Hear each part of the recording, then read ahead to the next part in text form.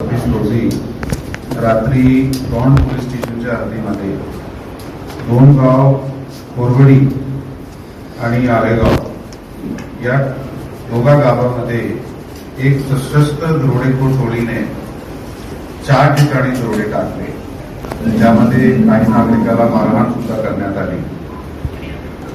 त्याच्यानंतर ती टोळी अहिल्यानगर जिल्ह्यामध्ये गेली आणि श्रीगोंदा तालुक्यामध्ये सुद्धा जाऊन त्यांनी 5वा दरोडा टाकला. हा टोळी अगोदरही काही गुन्ह्यामध्ये पाहिजे आणि फरारी आरोपी म्हणून इथे जे सदस्य आहे या दरोडेखोर टोळीचे ते रेस्पॉन्डिंग होते. तर स्थानिक गुन्हे शाखा पुणे ग्रामीण आणि दौंड पोलीस स्टेशन हा एक संयुक्त टीम तयार करण्यात आल्या. 5 टीम तयार करण्यात आल्या. त्यांना वेगवेगळ्या जबाबदाऱ्या देण्यात आल्या. गोपनीय, तांत्रिक व तपासाची इतर माध्यमातून 3 दिवसात या टोळीचे 4 सदस्य जे आहे ते अटक करण्यात आलेले आहेत. यामध्ये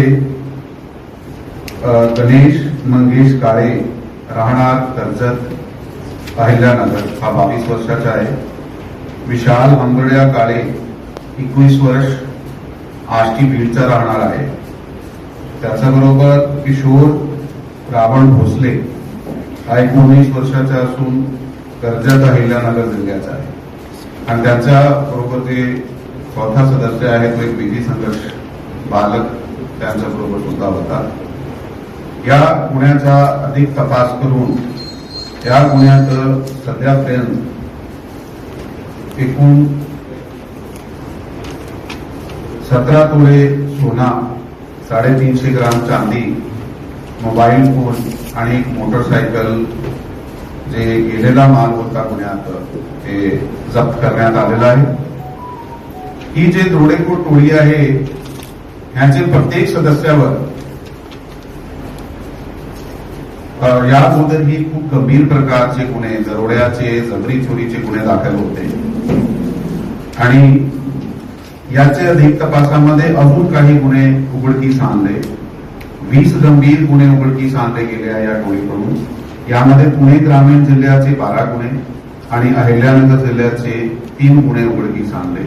पुणे ग्रामीण मध्ये 1 दरोडा, 6 जबरी चोरी आणि 5 घरफोड्या यांनी या अगोदर केल्या होत्या.